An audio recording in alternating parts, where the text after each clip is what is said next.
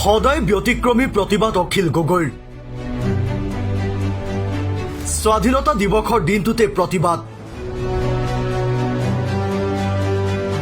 এফালে স্বাধীনতাৰ জয়গান আনফালে 8 ঘণ্টীয়া অনশনত বহিল অখিল গগৈ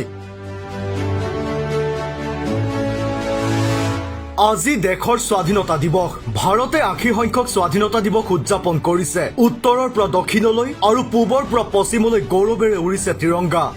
ব্ৰিটিছ ঔপনিৱেশিক শাসনৰ পৰা স্বাধীনতাৰ 79 বছৰ সম্পূৰ্ণ হোৱাৰ উপলক্ষে সমগ্ৰ দেশতে জাতীয় উৎসৱটো অতি উৎসাহেৰে পালন কৰা হয়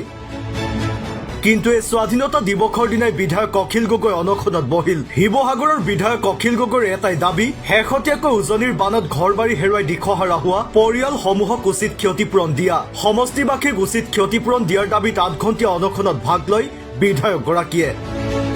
আনহাতে বিধায়কগৰাকীয়ে মন্তব্য প্ৰদান কৰি কয় আজি দেশৰ 80 সংখ্যক স্বাধীনতা দিৱস সকলোৱে অতি উলহ মালহেৰে দিনটো উদযাপন কৰিছে কিন্তু শিৱসাগৰ চৰাইদেউ আৰু যোৰহাটৰ মানুহে স্বাধীনতা দিৱসৰে কাৰ্যসূচী উদযাপন কৰিব পৰা নাই যোৱা 19 জুলাইত আমাৰ 3খন জিলাত যি মহাপ্ৰলয় আহিল 1750 চনত দিখতেনে মহাপ্ৰলয় আহিছিল 1950 চনত বৰ ভূঁইকঁপো আহিছিল হে সকলোবোৰতকৈ ডাঙৰ প্ৰলয় এবাৰ হল ইমান ডাঙৰ প্ৰলয় হোৱাৰ পাছতো কেন্দ্ৰীয় চৰকাৰৰ পৰা আমালৈ কোনো সঁহাৰি নাহিল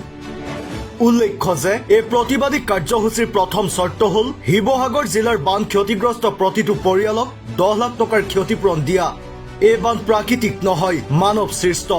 নাগালেণ্ড আৰু অসমত হোৱা ব্যাপক কয়লাশিল খননৰ ফলত এই বানৰ সৃষ্টি হৈছে বুলিও তেওঁ কয় সকলোতকৈ বেছি ক্ষতি হোৱা শিৱসাগৰ আৰু নাজিৰা সমষ্টিৰ বাবে 1000 কোটি টকাৰ বিশেষ পেকেজ দাবী কৰিছে অখিল গগৈয়ে নিউজ টেক্স report news daily Assam digital